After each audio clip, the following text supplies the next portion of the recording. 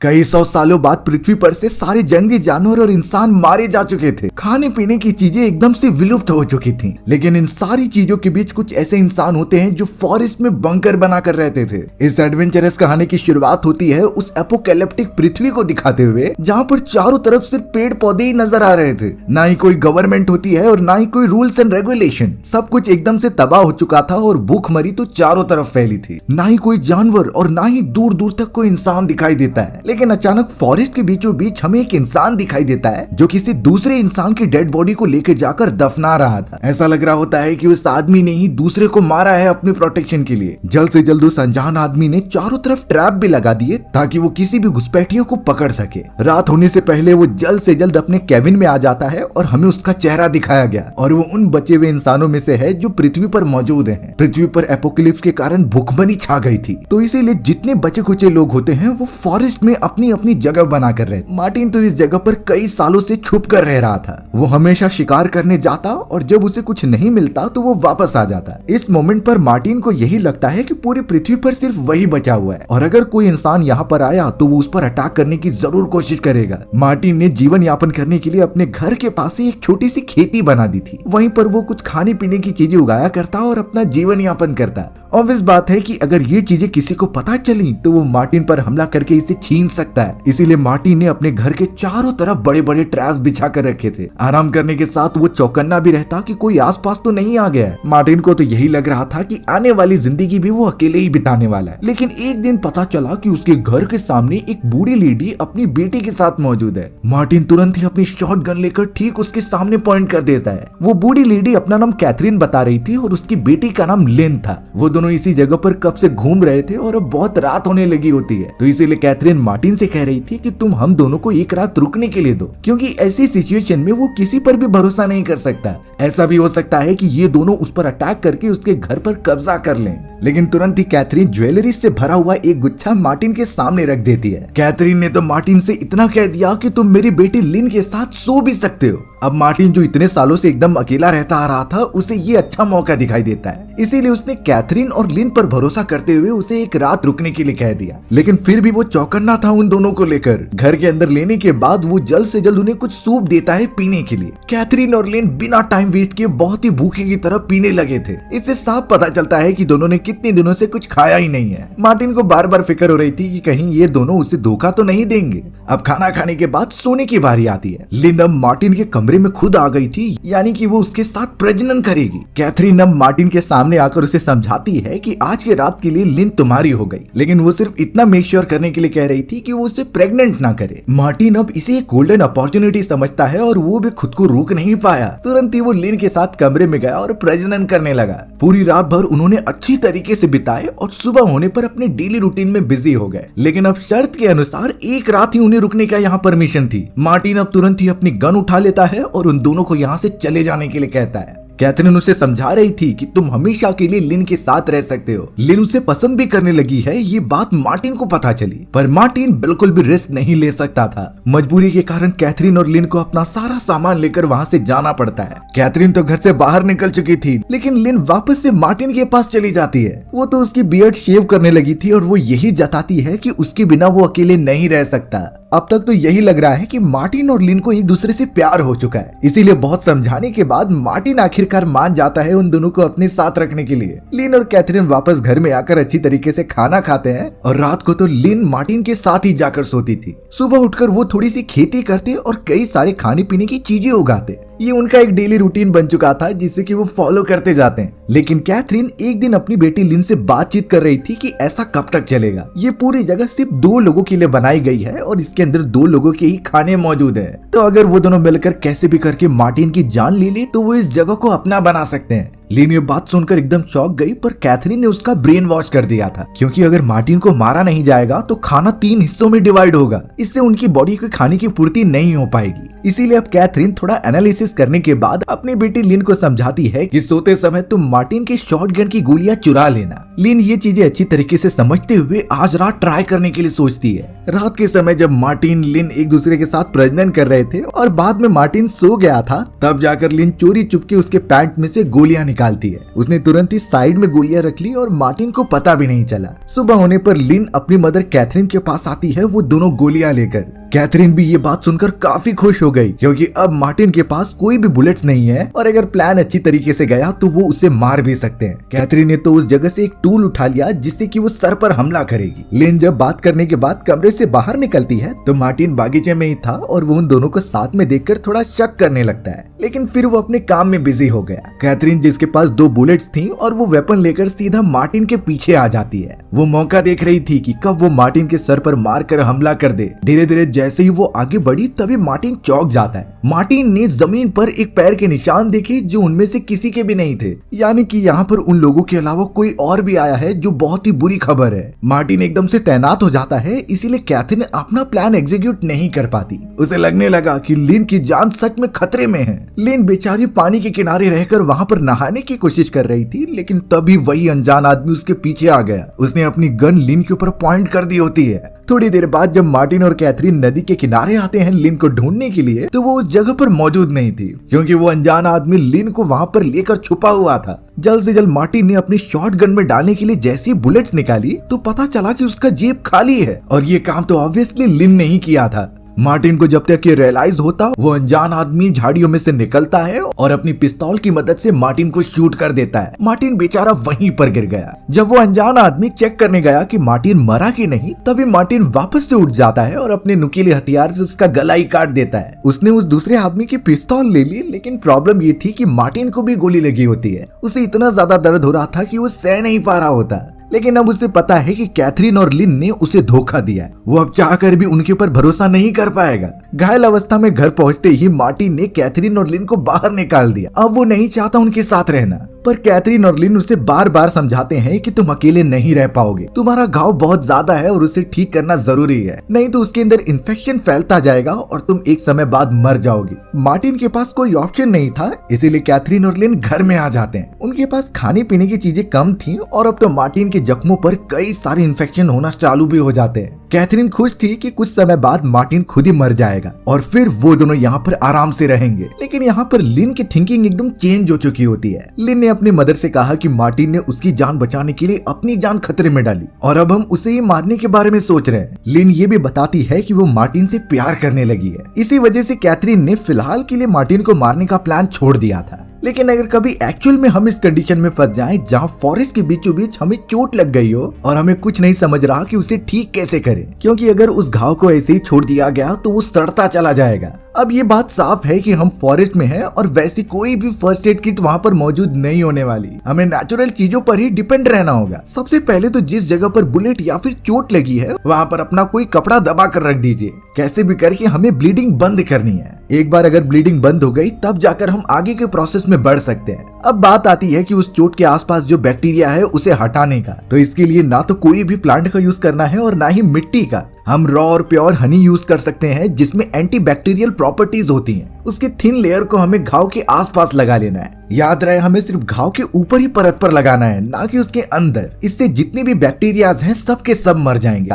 एक दूसरा ऑप्शन भी होता है एलोवेरा जेल का। एलोवेरा के प्लांट को काटकर जो चिपचिपा पदार्थ होता है उसे भी हम लगा सकते हैं। एलोवेरा जेल से तो ब्लीडिंग अगर होते जा रही है तो वो भी रुक जाएगी। याद रहे हमें पता होना चाहिए कि जो चोट लगी है उससे इन्फेक्शन फैल रहा है कि नहीं। इसके सिम्टम्स होते हैं कि आपको सूजन आ रही है और लगातार दर्द हो रहा है, आसपास रेडनेस काफी ज्यादा बढ़ चुकी है, आपको बहुत ज्यादा बुखार हो रहा है और आपके घाव से बहुत ही बेकार स्मेल आ रही है। ये चीजें सीधा इशारा करती हैं कि इन्फेक्शन फैलता जा रहा है। आपको तब किसी भी तरीके से वहां से निकलना होगा और प्रॉपर इलाज कराने वाली जगह पर आना होगा। लेकिन अब मार्टिन को देखकर लग रहा था कि वो ठीक होने लगा। मार्टिन भी अब यही सोच रहा था कि वो कैथरीन और लिन के साथ अपनी आगे की जिंदगी बिता लेगा, पर यहाँ खाने पीने की चीजें इतनी ज्यादा कम है कि उनका सरवाइव करना मुश्किल हो रहा था। अब यहाँ अचानक एक रात मार्टिन जब बाहर था तो उसे किसी के चलने की आवाज आई। वो बहुत ही ज्यादा डरा हुआ घर के अंदर भाग कर आ गया। मार्टिन कैथरीन और लिन को अपने साथ बुलाकर एकदम आवाज ना करने के लिए कहता है, क्योंकि उसे लग रहा था कि बाहर कुछ लोग आए हैं जिन्हें अगर उनके बारे में पता चलेगा तो वो उन्हें मार देंगे। वहाँ पर टोटल 10 लोगों से भी ज्यादा मेंबर थे जो आसपास कई ज्यादा छानबीन करते हैं, लेकिन जब कोई रिस्पांस नहीं आता तो वो वहाँ से चले जाते हैं। मार्टिन शुक्र मना रहा था कि इस बार वो लोग बच गए, पर सबसे बड़ी प्रॉब्लम तब आ जाती है जब वो सुबह उठकर अपने छोटे से फार्म के पास जा रहे थे। उन बदमाश मेंबर्स ने सारा फार्म एकदम से तबाह कर दिया था। जो फसल अच्छी होती है वो उसे अपने साथ लेकर चले गए, यानी अब जितना खाना बचा हुआ था वो भी पूरा खत्म हो जाता है। उस रात उन लोगों ने कुछ भी नहीं खाया और इसी तरीके से सो गए। भूख क्या होती है अब जाकर उन्हें पता चल रही थी। अगली सुबह लिन जब पानी के किनारे जाती है तो उसे पता चला कि वो प्रेग्नेंट हो चुकी है और अब उसे एक डर सताने लगा था कि ऐसी दुनिया में वो अपने बच्चे को जन्म कैसे देगी। ऐसी दुनिया जहाँ पर भूखमरी चारों तरफ है और इंसान ऑलमोस्ट दरिंदे बन चुके हैं। एक समय पर तो लिन ने अपने बच्चे को मारने की भी कोशिश की, लेकिन फिर बाद में वो एकदम संभल जाती है और डिसाइड करती है कि वो अपने बच्चे को पैदा करेगी। कैथरीन भी अब काफी परेशान हो चुकी थी क्योंकि उसने जितने भी जाल बिछाए थे उसमें कुछ फंस ही नहीं रहा था, यानी आज भी उन्हें खाने पीने के लिए कुछ भी नहीं मिलेगा। कैथरीन तो अपनी बेटी लिन के साथ बैठकर उसे समझाती है कि हमें मार्टिन को मारना होगा, अगर ऐसा नहीं करेंगे तो हम भूख के मारे ही मर जाएंगे। क्रिटिकल कंडीशन में बहुत ही टफ डिसीजंस लेने पड़ते हैं। लिन भी इस बारे में सोचने लगी थी और कैथरीन ने उसे कह दिया कि हम उसे जहर देकर मार देंगे। लिन जल्द से जल्द फॉरेस्ट के अंदर से जहरीले मशरूम लेकर आ जाती है और उसे पानी में मिलाकर मार्टिन को पिला देती है। थोड़ी देर बाद जब कैथरीन अपनी बेटी लिन को लेने के लिए आई और कहा कि हम यहाँ से जा रहे हैं, तो लिन पता नहीं क्यों मार्टिन को छोड़कर नहीं जाना चाहती थी। वो बार बार जबरदस्ती करती रही, लेकिन अचानक कैथरीन को उल्टियां होने लगती हैं। तब जाकर कैथरीन को रियलाइज हुआ कि लिन ने वो जहरीले मशरूम मार्टिन को नहीं बल्कि कैथरीन को पिला दिए थे। मार्टिन तो एकदम सही सलामत था और ये सब लिन ने अपनी प्यार के रहते किया है। कैथरीन के बॉडी में वो पूरा जहर फैलने लगा था और वो तो अब मरने ही वाली है। बाहर निकलकर जब मार्टिन उसके साथ बैठा हुआ था तो वो रिक्वेस्ट करती है कि उसे जान से मार दो। कैथरीन को बिल्कुल भी दर्द नहीं सहना। मार्टिन को मजबूरी में ये करना पड़ता है और वो कैथरीन को मार देता है, यानी अब इस पूरी जगह पर मार्टिन और लिन ही बचे हुए हैं। थोड़ी देर में मार्टिन जब आगे बढ़ा तो पता चलता है कि जाल के अंदर कई सारे खरगोश फंसे हुए हैं और इतने खरगोश तो 3 से ज्यादा लोगों के खाने के लिए इनफ थे। कैथरीन ने अगर वो गलती नहीं की होती तो आज वो जिंदा होती। खैर ये सारा गिल्ट तो लिन के दिमाग में तो हमेशा ही रहेगा। लिन अपनी मदर के मरने के बाद बहुत उदास हो गई थी, पर मार्टिन ही था जो उसे एट द एंड सपोर्ट कर रहा था। खाना खाते समय मार्टिन लिन को अपनी कहानी बताता है कि कई साल पहले वो और उसका भाई भी चोरियां करते थे। वो अलग अलग बंकर्स में घुस जाते और वहां के सामान चुराकर भागने लगते। लेकिन एक दिन मार्टिन के भाई ने एक लड़की को देखा और वो तुरंत ही उस पर झपट्टा मार के उससे बदतमीजी करने लगा था। आवाज करने पर जब उस कबीले के कई सारे लोग हमारे पीछे पड़ गए तब रास्ते में मार्टिन नीचे गिर जाता है, लेकिन उसे पता था कि ये सारी गलती उसके भाई की वजह से हो रही है। इसीलिए मार्टिन ने उस समय अपनी जान बचाने के लिए अपने भाई के पैर पर हमला कर दिया। मार्टिन का भाई वहीं गिर जाता है और इस वजह से मार्टिन को भागने का मौका मिल गया। वो सारे लोग जो पीछा कर रहे थे वो उसके भाई पर टूट पड़े और उसे मार दिया। और आज तक मार्टिन ने उस चीज का गिल्ट अपने अंदर नहीं रखा है। वो तो लिन को भी इसी हिसाब से समझा रहा था कि अपनी जान बचाने के लिए कुछ क्रिटिकल डिसीजंस लेने पड़ते हैं। लिन अब मार्टिन पर भरोसा करने लगी थी और वो तो उससे अपना पेट टच करके बताती है कि वो प्रेग्नेंट है। अगले दिन मार्टिन काफी ज्यादा इमोशनल हो गया था। उसके पास तो लिन और उसका बेटा मौजूद होगा कुछ समय में, तो चाहे कुछ भी हो मार्टिन इन दोनों को ही प्रोटेक्ट करेगा हमेशा के लिए। अब यहाँ उस पूरे घर के अंदर मार्टिन और लिन ही बचे हुए थे। ऐसा लग रहा था कि इस पूरी दुनिया में ही वही 2 लोग बचे हुए हैं, पर मार्टिन को पता होता है कि सबसे बड़ा खतरा तो फॉरेस्ट में ही मौजूद है। उन्हें पूरी तरीके से चौकन्ना रहना होगा। अब हमेशा की तरह दिन शुरू होने से पहले वो निकल पड़े थे फॉरेस्ट में कुछ शिकार करने के लिए। कई देर की ट्रेवलिंग के बाद जब वो कुछ जानवरों को पकड़कर वापस घर की तरफ आते हैं तो मार्टिन और लिन अपने घर के आसपास कुछ पैरों के निशान को देखते हैं। इससे ये साफ क्लियर होता था कि कुछ लोग यहाँ पर आए हैं छानबीन करने के लिए। जरूर वो सामने वाले घर के अंदर होंगे और वही लोग हो सकते हैं जो इससे पहले अंदर घुसने की कोशिश कर रहे होंगे। अगर उन सभी लोगों ने मार्टिन और लिन को देख लिया तो बड़ी मुसीबत हो जाएगी। इसीलिए मार्टिन सबसे पहले लिन को ये इंस्ट्रक्शन प्रोवाइड करता है कि तुम पीछे वाले दरवाजे से जाकर सारे बीज लेकर आ जाओ। बीज इसलिए बहुत ज्यादा इंपॉर्टेंट थे ताकि वो इस जगह को छोड़कर कहीं और चले जाए और वहाँ पर पेड़ पौधे उगाए। मार्टिन का प्लान था कि वो बाकी लोगों का ध्यान अपनी तरफ अट्रैक्ट करने की कोशिश करेगा। लिन को फिलहाल के लिए बहुत ज्यादा डर लग रहा होता है, लेकिन ये प्लान एग्जीक्यूट करना ही होगा। जल्द से जल्द वो पीछे के रास्ते से होते हुए अंदर घुस जाती है। बाहर की तरफ मार्टिन लगातार कई सारी आवाजें निकालते जा रहा था। अब यहाँ एक मोमेंट पर लिन को लगने लगा कि कोई तो है जो उसका पीछा कर रहा है, इसीलिए उसने उन पेड़ पौधों के बीज लेने के साथ साथ एक हथियार भी साथ में रख लिया। सबसे अच्छी बात तो ये हो गई कि उनमें से कुछ लोगों का ध्यान लिन के ऊपर बिल्कुल नहीं गया, क्योंकि वो मार्टिन द्वारा निकाली गई आवाज के पीछे जा रहे थे। जल्द से जल्द लिन पहुंच जाती है मार्टिन के पास। उन दोनों ने तो ऑब्वियसली मिलकर ये डिसाइड कर लिया था कि वो इस जगह को छोड़कर कहीं दूर चले जाएंगे। मार्टिन जो इतने सालों से यहाँ पर रह रहा था, एक यहाँ लिन के आने के बाद उसकी पूरी जिंदगी बदल गई थी। पर अब उसकी असली परीक्षा है कि वो अपनी फैमिली को बचा पाएगा कि नहीं। लिन और उसके पेट में उसका बच्चा। मार्टिन और लिन सीधा उस फॉरेस्ट से दूर जाने की कोशिश करते हैं, पर अब सबसे चौंकाने वाली बात ये थी कि वो सभी लोग जो उस जगह पर आए थे उन्होंने दोनों को घेर लिया होता है। मार्टिन जल्द से जल्द लिन को वहां से दूर जाने की आदेश दे रहा था। भले ही मार्टिन की जान खुद खतरे में पड़ जाए, लेकिन वो लिन को कुछ नहीं होने देने वाला। यही रीजन होता है कि अब उन सारे खतरनाक लोगों का ध्यान मार्टिन के ऊपर ही था। लिन जो बताए गए रास्ते की तरफ आगे बढ़ते जा रही थी वो भी कम खतरे में नहीं होती, क्योंकि उन सारे बदमाश लोगों का एक मेंबर लिन के सामने खड़ा हो जाता है। वो धीरे धीरे लिन के पास बढ़ रहा था उसे डैमेज पहुंचाने के लिए। पर लिन ने अपनी प्रोटेक्शन के लिए एक चाकू अपने साथ रख लिया था। वो उस चाकू को सामने की तरफ कर देती है उस आदमी के, पर वो खतरनाक मेंबर जैसे ही उसके ऊपर झपट्टा मारने के लिए आगे बढ़ता है तभी वो जानवर पकड़ने वाले एक ट्रैप में फंस गया। उस ट्रैप से बाहर निकलना बहुत ही मुश्किल होता है। इसी वजह से वो मेंबर लिन के पास पहुंच ही नहीं पाया और लिन वहां से सही सलामत निकल जाती है। लेकिन अगर कभी हम इस कंडीशन में फंस जाए जहां पर वैसे ही सेम ट्रैप जो एनिमल्स को पकड़ने के लिए लगाए गए हैं, तो यही बात होगी कि हम उससे बाहर कैसे निकले। कि कई सारे जानवरों के ट्रैप्स आते हैं, पर सबसे खतरनाक होता है वो नुकीला वाला ट्रैप जो पैर रखते ही एकदम से बंद हो जाता था। उसके नुकीले नुकीले दांत होते हैं दोनों तरफ से, जिसमें कि अगर किसी इंसान का पैर फंस जाए तो वो ऑलमोस्ट हड्डी को भी तोड़ सकता था।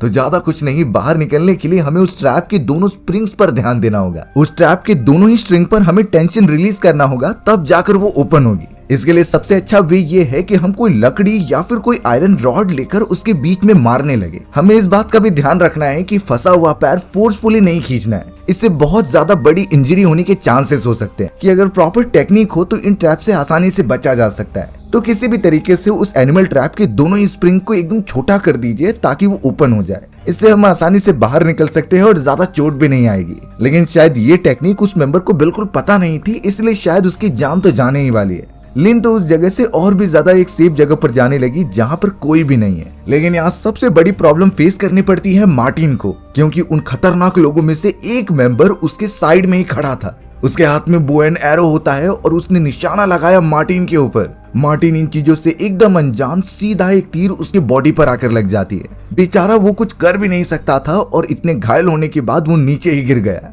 लिन भी उसके आसपास नहीं थी और मार्टिन तड़प तड़प कर शायद वहीं मर जाता है। लेकिन असली खेल तो अब शुरू हो रहा था और हमें थोड़ी रात के समय का सीन दिखाया गया, जहाँ पर वो सारे बदमाश लोग इकट्ठा हो चुके थे और वो आग जलाकर साइड में बैठे हुए होते हैं। रियलिटी पता चली कि उन्होंने मार्टिन की बॉडी को जलाकर खा लिया है। इससे इतना क्लियर होता है कि वो सारे लोग कैनिबल्स थे। ऐसी खतरनाक कंडीशन में किसी को भी वो मार कर खा सकते हैं। बेचारा मार्टिन का तो खेल ही खत्म हो गया था, सिर्फ बची थी अब लिन। रात भर लिन यहाँ से वहाँ घूमती रह गई किसी सेफ जगह की तलाश में। एक तो वो इतनी ज्यादा थक चुकी है, ऊपर से उसके पेट में मार्टिन का बच्चा भी है। लिन आखिरकार कई घंटों की ट्रेवलिंग के बाद फॉरेस्ट वाले इलाके से दूर चली आती है। वहां से तो खुले इलाके दिखने लगे थे और चारों तरफ फील्ड्स होते हैं जहां पर फसल उगाई जा रही थी। लेकिन लिटरली अब लिन को एक बड़ी बड़ी फेंसिंग दिखाई दी जो एक स्पॉट के चारों तरफ बांधी गई थी। ये काम कोई जानवर तो नहीं कर सकता, यानी कोई ग्रुप के इंसान यहाँ पर मौजूद हैं। जैसे लिन उस जगह से आगे बढ़ती है तभी वहां से दो लोगों ने उसके ऊपर गन पॉइंट कर दिया। वो सब तो उस जगह के रखवाले थे जो अंदर घुसने वाले आसपास के हर एक लोगों की जांच करते हैं। अब हमें बताया गया कि ये पूरी जगह उन इंसानों के लिए एकदम सुरक्षित बनाई गई है, जिसमें कि वो बिल्कुल भी इन्फेक्टेड नहीं है और अपनी एक नई दुनिया बना सकते हैं। यानी अगर लिन चाहे तो इस जगह पर मौजूद सभी लोगों पर भरोसा कर सकती है, क्योंकि वो ना तो कैनिबल्स हैं और ना ही दूसरों को चोट पहुंचाने में बिलीव रखते हैं। वो ऐसे लोगों को यहाँ पर रहने देते थे जो आगे आने वाले सिविलाइजेशन को वापस बैक टू नॉर्मल कर दें। अब यहाँ मार्टिन के मरने के बाद लिन एकदम बेबस हो चुकी थी, तो वो उसके अंदर जाना चाहती थी। घूमते हुए वो सीधा फेंसिंग के बड़े बड़े गेट्स के पास आ गई। उस जगह पर सबसे पहले उन सोल्जर्स ने लिन से सारे सामान ले लिए, ये चेक करने के लिए कि उसके पास कहीं वेपन्स तो नहीं है और क्या वो उन सभी के लिए खतरा है कि नहीं। लिन को जैसा जैसा बताया जा रहा था वो वैसा ही करती है। थोड़ी देर बाद वहाँ पर एक फीमेल ऑफिसर आती है जो कि लिन से कई सारी बातें पूछने लगी कि तुम यहाँ पर क्या कर रहे हो। लिन अपनी पूरी कहानी के बारे में बताती है कि कैसे उसका हस्बैंड मारा गया। यानी इतनी क्रिटिकल कंडीशन में भी वो मार्टिन और अपने रिलेशन को एकदम क्लियर रखती है। और लिन ने तो ये भी बता दिया कि वो प्रेग्नेंट है और कुछ ही महीनों में उसकी डिलीवरी भी होने वाली है। ये बात सुनकर वो फीमेल सोल्जर काफी चौंक गई, क्योंकि ऐसी क्रिटिकल कंडीशन में फॉरेस्ट में घूमना खतरे से खाली नहीं है। फीमेल सोल्जर ने लिन को ये कहते हुए वेट करने के लिए कहा कि सोसाइटी के जितने भी मेंबर्स हैं वो सब तुम्हारे लिए वोट करेंगे कि तुम्हें अंदर लेना है कि नहीं। मेजॉरिटी वोट्स होने पर ही तुम्हें यहाँ आने की परमिशन दी जाएगी, वरना लिन को अपनी आगे की जिंदगी उसी फॉरेस्ट में गुजारनी होगी जहाँ खतरा उसका इंतजार कर रहा है। अब यहाँ इस फीमेल सोल्जर ने लिन से साफ पूछ लिया कि तुम्हारा अगर बच्चा होगा तो तुम उसका क्या नाम रखोगे, लेकिन फिलहाल के लिए उसके दिमाग में सिर्फ और सिर्फ मार्टिन घूम रहा था। उसे तो मार्टिन की याद आ रही होती है कि उसने उसके लिए कितना कुछ किया है, और ये भी क्लियर था कि लिन को बचाने के लिए ही मार्टिन ने अपनी जान दी है। अगर लिन का कोई बेटा होगा तो वो उसका नाम मार्टिन ही रखेगी। वो फीमेल सोल्जर लिन की ये बातें सुनकर काफी चौंक गई और उसे आने की परमिशन शायद दे देगी, लेकिन उसके बाद लिन की जिंदगी कैसी होगी ये सब तो नहीं बताया जाता, और हमारी ये दर्दनाक कहानी यहीं पर खत्म हो जाती है। सो व्यूअर्स, अगर आपको मेरा नरेशन 1% भी अच्छा लगा होगा ना तो वीडियो को लाइक एंड चैनल को सब्सक्राइब जरूर कर देना। मिलते हैं इसी तरीके की मजेदार वीडियोस में, तब तक के लिए बाय बाय।